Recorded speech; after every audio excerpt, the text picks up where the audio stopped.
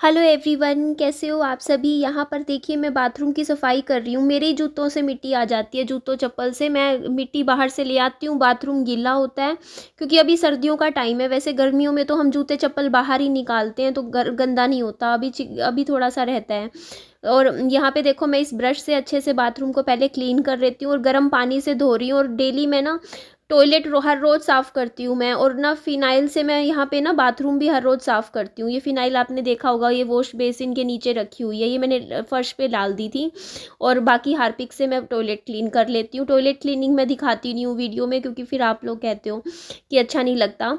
हम लोग क्या पता वीडियो देखते हुए खाना खा रहे हों और फिर हम आप लोग क्या दिखा देते हो, तो इसीलिए मैं नहीं दिखाती हूँ। तो यहाँ गर्म पानी से मैं सारा फ़र्श अच्छे से साफ़ करने लग रही हूँ, ताकि जितनी भी मतलब मिट्टी है और गंदगी है। क्योंकि मम्मी के ना एक्चुअली यूटीआई की प्रॉब्लम रहती है, आप समझ ही सकते हो। जो शुगर के पेशेंट होते हैं ना, उनको इन्फेक्शन बहुत जल्दी जल्दी होता है। इसीलिए ना सफाई रखनी ज़रूरी होती है, स्पेशली बाथरूम और टॉयलेट्स की। इसीलिए टॉयलेट की क्लीनिंग मेरी हर रोज़ होती है। इसीलिए मैं 2 हार्पिक इकट्ठे मंगवा लेती हूँ। हार्पिक, ये फ़िनाइल, ये सारा सामान, क्योंकि बहुत लगता है घर में। अब आगे आगे तो देखो रोज़ डेली, अब गर्मियों में तो पोछा भी लगा करेगा घर में। अभी तो हम जैसे टाल कर देते हैं, सर्दियों में तो झाड़ू झाड़ू लगा लेते हैं कभी कभी।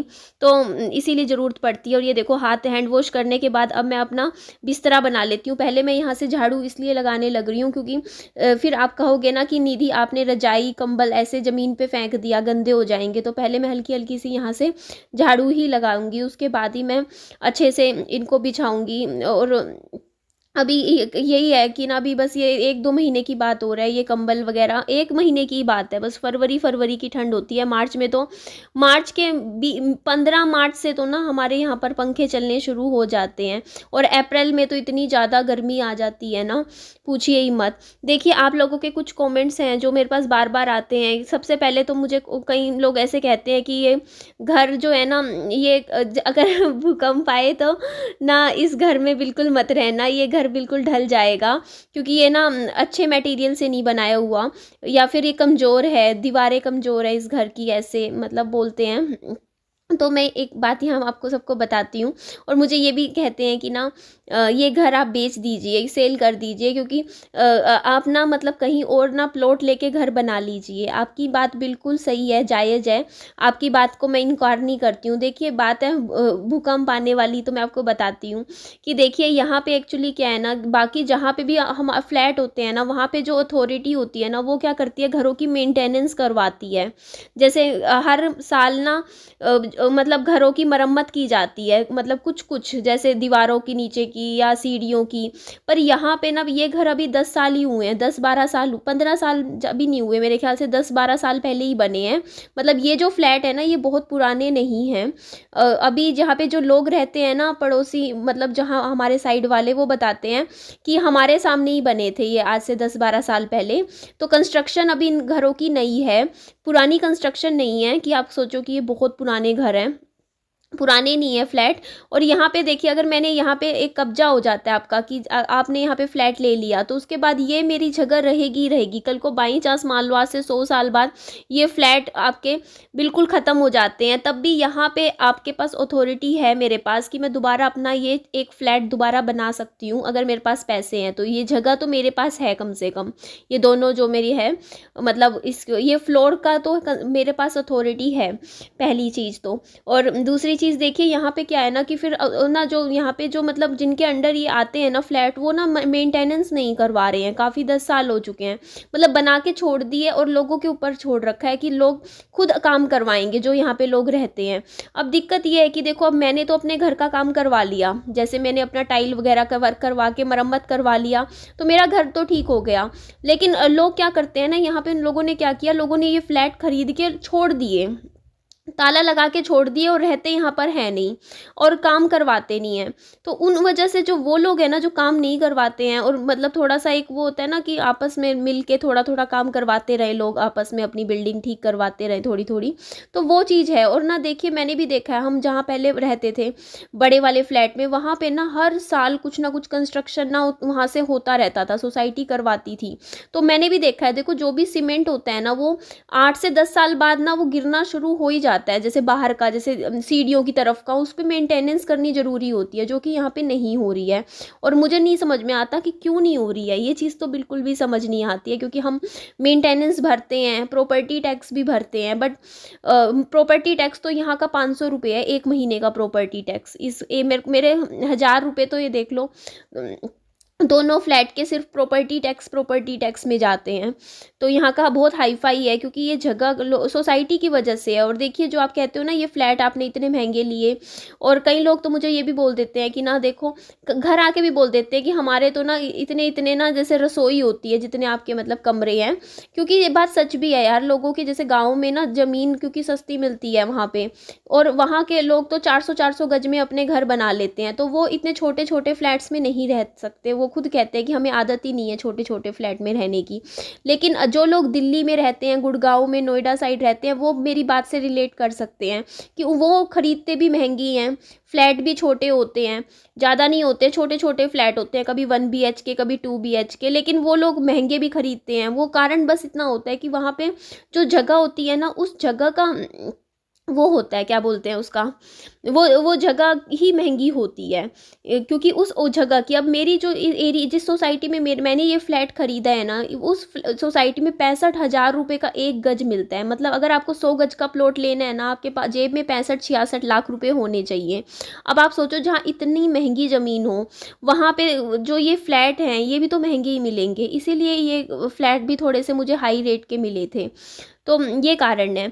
बाकी ये है कि आपने जो बात बोली है, देखो पहले तो यहाँ पे मैंने पूरे घर में झाड़ू लगा दिया था, उसके बाद ये जो डस्टबिन है ना, इसमें यहाँ पे से बाहर से भी मैं कूड़ा निकाल के इसको डस्टबिन को कूड़ेदान में फेंक आती हूँ। यहाँ पे बाहर फेंक आते हैं कूड़ेदान में, फिर यहाँ पे आते हैं भैया, वो उठा के कूड़ा रोज का ले जाते हैं।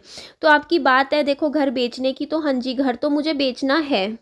मैं आपको अपना पूरा प्लान अभी वीडियो में आपके साथ शेयर करती हूँ कि मैंने क्या सोच रखा है, मैं कब बेचूंगी, कैसे बेचूंगी, क्या है, मतलब मैं सब कुछ प्लान करके चलती हूँ। आप भी जानते हो, मैं ऐसे ही नहीं है कि मैं, एक होता है ना कि ऐसे ही, मतलब होता, कई लोग होते हैं कि बस ऐसे ही खरीद लिया या ऐसे ही मतलब ऐसे सोच लिया। तो मैं बहुत आगे का सोच के चलती हूँ। और हाँ जी, मैं आपको बताती हूँ आगे का मेरा प्लान क्या है। देखिए, मेरे पास देखो, ये जो 2 फ्लैट है ना, ये रजिस्ट्री के फ्लैट है। सबसे अच्छी बात रजिस्ट्री के फ्लैट में ये होती है कि कल को ना, जैसे आप कई बार पावर ऑफ अटॉर्नी वगैरह पे फ्लैट ले लेते हो या कोई भी प्रॉपर्टी ले लेते हो, तो कहीं ना उन पे बैंक लोन फिर भी नहीं देता, कई बार दिक्कत आ जाती है। लेकिन जो रजिस्ट्री की चीज़ होती है ना, उस पर बैंक कभी भी लोन ले लो आप उठा के, ज़्यादा ना सही तो 50-60% तो जो प्रॉपर्टी का रेट होता है उस हिसाब से आपको लोन मिल जाता है। तो अच्छी बात यह है कि ये दोनों फ्लैट का जब मेरी रजिस्ट्री हो जाएगी ना, उसके बाद मैं चाहूँ किसी भी एक फ्लैट पर बैंक से, अगर चाहूँ तो दोनों पे ले सकती हूँ, बट दोनों पे क्यों लेना है मुझे, एक फ्लैट पे मैं बैंक में कागज रखवा के अपने जैसे रजिस्ट्री के और बैंक से मैं बहुत अच्छा खासा लोन ले सकती हूँ। ज़्यादा नहीं कहूँगी, जैसे मेरा पहला फ्लैट था उस पर मैं थोड़ा बहुत लोन ले सकती हूँ। और ये देखो, मैं कूड़ा फेंक आई थी और अब आज सुबह से बहुत ज़्यादा धुंध पड़ रही है, ठंड नहीं है इतनी बट धुंध बहुत ज़्यादा है। तो ये मैं रख के, अभी मैंने सुबह 1 गिलास दूध पिया था। अभी मैं आपसे फेस टू फेस अच्छे से बात करूंगी ना, तब आपको अच्छे से बात क्लियर होगी कि मैं क्या। तो पहली चीज़ तो देखिए, मैं अभी इस टाइम एट प्रेजेंट अपने फ्लैट सेल इसलिए नहीं कर रही हूँ। 2 फ्लैट हैं, जो मेरी वीडियो नए लोग देखते हैं उनको बता देती हूँ, एक 3-4 घरों के गैप में ही है 2 फ्लैट है मेरे यहाँ पे। तो देखिए, मेरे को हो सकता है कि कल को आज से कुछ सालों बाद या अगले साल, मुझे नहीं पता कब, लेकिन मुझे इतना ज़रूर पता है कि मुझे अपनी लाइफ को न्यू स्टार्ट करनी है, नई दोबारा से शादी भी करनी है, अपना दोबारा घर बसाना है। और सच बता रही हूँ दिल से, जो लोग मुझे कहते हैं ना कि आप शादी दूसरी क्यों करना चाहते हो, मेरे दिल में इतनी सी भी नहीं है सेकंड मैरिज करने की, इतनी सी भी, क्योंकि मेरे अंदर से वो फीलिंग खत्म हो चुकी है। एक होता है ना मैरिज वाली, मतलब शादी करनी है, कोई लाइफ में आएगा, ससुराल वाली, वो सब दिल से खत्म हो चुका है। लेकिन सिर्फ एक फीलिंग बची है मेरे दिल में, वो है बच्चे की। मेरे को सच में बहुत दिल से चाहत है कि मैं अपनी फैमिली बढ़ाऊं बस, और मुझे कुछ भी नहीं चाहिए। मुझे सिर्फ दोबारा से एक प्रेगनेंसी और एक बच्चा चाहिए, सिर्फ इसलिए, सिर्फ इसी चीज के लिए मैं दूसरी शादी करूंगी। अदरवाइज मन में नहीं है। अगर मेरे सच में 2 बच्चे होते ना, मैं कभी लाइफ में शादी ना करूं। मेरा बिल्कुल सच में खुद भी मन नहीं करता मैरिज करने का, क्योंकि बंदा ये होता है कि अब अपने घर में बैठा है, अपना खाओ पियो, मतलब हो जाता है यार, नहीं करता दिल। ससुराल में अब दोबारा से, क्योंकि लाइफ में आप भी जानते हो, छोड़ो बस एक्सपीरियंस अच्छा नहीं गया। तो ये बात मैं कह रही हूँ कि देखो मैं ना अब जैसे ये 2 फ्लैट मैंने ले रखे हैं, तो मैंने अब यही बात भी सोचती हूँ कि कल को देखो, एक तो मेरी मम्मी से ऊपर के फ्लैट में नहीं रहा जाता, उनके पाँव में लगता होता है दर्द, क्योंकि वो ऊपर चढ़ते हैं सीढ़ियों से, एक चक्कर में ही थक जाते हैं, तो उनको तो ग्राउंड फ्लोर का ही फ्लैट चाहिए रहने के लिए। और कल को देखो अगर बाई चांस मैं सेकंड मैरिज करती हूँ, और सेकंड मैरिज करके हो सकता हो, देखो हर सिचुएशन इंसान को सोच के लेके चलनी चाहिए। ठीक है, मैं सोचती हूँ कि मैं शादी करके ससुराल में जाके बस जाऊंगी, लेकिन नहीं बस पाई, नहीं, प्रॉब्लम क्रिएट हुई, विहान को एक्सेप्ट नहीं किया, मान लो नए नई जगह आप शादी करके गए, वहां पे जो सास ससुर होंगे उन्होंने विहान को पोते की तरह अपनाया ही नहीं, या दिक्कतें आ गई, कुछ भी बात हो, तो कम से कम आपके पास, या फिर ना भी दिक्कत आए तो भी मतलब क्या पता इस फ्लैट में मुझे रहना पड़ जाए, जो मेरा नीचे वाला फ्लैट है, क्या पता लड़के वाले ही कह दे, क्योंकि एक रिश्ता मेरे लिए आया था ना, जो मैंने मना कर दिया था उसमें शादी के लिए, क्योंकि मुझे वो लड़की फैमिली थोड़ी सी लालची सी लग रही थी। तो उन उसमें ना वो लड़के वाले ये कह रहे थे कि ना जो लड़का है ना वो इसी फ्लैट में आपके साथ ही रह लेगा, मतलब ऐसा कुछ बोला था। तो मैंने ना वो शादी के लिए वो रिश्ता मैंने मना कर दिया था। थोड़ा सा पता चल जाता है यार दूर से बातों से देखने में। तो देखो अगर ऐसा भी कोई कंडीशन बन सकती है कल को, तो हो सकता हो कि मतलब जो मेरा टू बी हस्बैंड है, क्या पता मेरे साथ मेरे फ्लैट में रहे। अब यहाँ पे 2 फ्लैट है मेरे पास, तो देखो ये फ्लैट इतने बड़े नहीं है कि यहाँ पे ना जॉइंट फैमिली नहीं रह सकती, सिर्फ न्यूक्लियर फैमिली रह सकती है, मतलब हस्बैंड वाइफ जो है ना उनको भी अपनी प्राइवेसी चाहिए होती है। तो उस हिसाब से ये एक घर फ्लैट में सिर्फ हस्बैंड वाइफ और छोटे बच्चे मतलब ये रह सकते हैं। कल को बच्चे भी बड़े हो जाते हैं तो वो भी साथ में नहीं रह सकते हैं इसमें, जैसे ज़्यादा मतलब समझदार हो तो मतलब वही है, बस छोटी फैमिली रह सकती है, मतलब जैसे आपके हस्बैंड वाइफ और छोटे छोटे बच्चे हो स्कूल जाने वाले, मतलब इस तरीके की फैमिली एडजस्ट कर सकती है। पर बहुत जैसे बच्चे बड़े हो जाए, उनको अपना कमरा चाहिए होता है, अपना स्पेस चाहिए होता है, तो नहीं। तो देखो कल को देखो मान लो मैंने शादी भी कर लेती हूँ, तो मुझे अपना पर्सनल स्पेस चाहिए होगा, तो एटलीस्ट मैं मेरी मम्मी को कह सकती हूँ कि आप साथ वाले घर में शिफ्ट हो जाओ। अगर मेरे पास 2 फ्लैट है तो एक फ्लैट में मम्मी को रहने के लिए फिर से दे सकती हूँ, क्योंकि यहाँ पे मेरी मम्मी रह सकते हैं। कल को एक बात बताओ, मेरी मम्मी का मेरे विहान के साथ अटैचमेंट है, मोह है, ठीक है, और मैं एक फ्लैट बेच दूँ, उसके बाद मेरे पास एक ही फ्लैट बचे, और कल को मेरे ऊपर ऐसी बात आ जाए कि हाँ मैं मेरे को मेरे हस्बैंड के साथ इस फ्लैट में रहना पड़े, तो क्या मेरी मम्मी को कहूँगी कि जाओ यहाँ से, हमें रहना है, या फिर मैं किराए पे जाऊंगी। आप सोचो ना, 2 फ्लैट यहाँ पे ज़्यादा नहीं है रहने की ज़रूरत के लिए हिसाब से, ठीक है ज़रूरत पड़ सकती है, कल को फ्यूचर देख के चलना पड़ता है। इसीलिए एक तो रीज़न ये है कि मैं फ्लैट नहीं सेल कर रही हूँ, जब तक मेरी मम्मी जीते हैं कल को कोई भी सिचुएशन आ सकती है, 2 फ्लैट हैं ठीक है बड़े रहने दो, कल को काम आ सकते हैं। दूसरा कारण देखो, ये जो मेरे जो दोनों फ्लैट है ना, इन पे मुझे ना वो मिल सकता है, क्या कहते हैं, रजिस्ट्री के हैं, तो मुझे बैंक से लोन मिल सकता है। और मेरा प्लान है, देखो लोग भी मुझे कमेंट बहुत करते हैं कि क्या ले लिया, छोटा सा है फ्लैट। तो मेरा देखो कल को ना मेरे को मेहनत करनी है, और मेहनत तो मुझे करनी ही करनी है। तो देखो एक स्कोप है, एक मेरे ऊपर एक उम्मीद है कि कल को देखो मैं पैसा जमा करूँगी, थोड़ा और मेहनत करूँगी, ठीक है, यूट्यूब पे काम ज़्यादा करूँगी, वीडियोज़ डालूंगी, और भी अपना कोई ना कोई जैसे ट्यूशन्स खोल लिया, ट्यूशन सेंटर, अभी जो दूसरा फ्लैट है मैंने सोच रखा है उसमें मैं अपना ट्यूशन सेंटर खोल लूँगी, होम ट्यूशन घर पे पढ़ाया करूँगी, उसमें स्पेस मिल जाएगा, अच्छा खासा बच्चे आ सकते हैं उस फ्लैट में। तो देखो वहाँ से देखो थोड़ी सी मेरी इनकम होगी, तो मैं पैसा जैसे जैसे मेरे पास जमा होगा, और दूसरा फिर उस फ्लैट पर मैं क्या करूँगी, बैंक से थोड़ा बहुत लोन ले लूँगी, थोड़ा सा लोन चुकाती रहूँगी, और थोड़ा सा मेरे पास खुद के पास होगा, तो कर करा के मैं एक प्लॉट ज़रूर खरीदूँगी। प्लॉट का मेरा वो इंतज़ाम हो जाएगा, फिर लोन वगैरह चुका के उसके बाद आने वाले कुछ सालों बाद की बात कर रही हूँ, जब मैं क्या करूँगी, अगर मुझे ऐसा लगा सिचुएशन फेवरेबल है, देखो मेरे पास अगर मैं कर सकती हूँ, तब मैं एक घर निकाल दूंगी, सेल करूंगी, और सेल करके मैं क्या करूंगी, जो पैसा आएगा वो कॉन्ट्रैक्टर को दूंगी, और अपना जो प्लॉट लूंगी ना, जो मैं उस पर 2 मंजिला घर बन जाएगा उस पैसे से। मुझे ऐसा लगता है मैं तब कर सकती हूँ, लेकिन अभी नहीं छेड़ूंगी। देखो आज मैं अपना एक फ्लैट बेच दूँ, कल को जो अकाउंट में पैसा हो मेरे पास, तो देखो अकाउंट में जो पैसा है ना वो खराब हो जाता है, इंसान ये सोचता है चल ये खर्च ले वो खर्च ले। अब ये पता है जो चीज़ पड़ी है ठीक है, और वैसे भी यहाँ पे ना अब आगे आगे रेट बढ़, मतलब मैं नहीं कहती बहुत बढ़ सकते हैं, लेकिन ये है कि ना मतलब कम भी होने के वो नहीं है, क्योंकि देखो यहाँ पे हमारे घर के बहुत ही नज़दीक में आगे एयरपोर्ट बन चुका है, हवाई अड्डे निकल चुका है, फ्लाइट्स चलने लग गई हैं, कल को और भी आगे स्कोप है। तो देखो कल को क्या है ना, लोग आएंगी, वैकेंसीज निकलेंगी, जॉब्स आएंगी, तो ठीक है मेरी हो सकता है वैल्यू बढ़ भी जाए, ठीक है ना भी बढ़े तो जितना है उतने में तो निकल ही जाएगा एटलीस्ट। तो देखो जब मैं निकालूंगी ना, मैं तब निकालूंगी जब मैं एक प्लॉट लूंगी, प्लॉट लेके अच्छा। लेकिन कोशिश मेरी यही रहेगी यार, मैं थोड़ा सा सोचती हूँ कि यार थोड़ा निधि कर ले, थोड़ी हिम्मत कर ले, मेहनत कर ले, देखो वरना फिर वही लोग कह देंगे निधि तूने क्या 50 गज का प्लॉट ले लिया। कोशिश कर कम से कम 70-80 गज का या 100 गज का प्लॉट ले ले। कोशिश करूंगी थोड़ा सा बड़ा ले पाऊँ।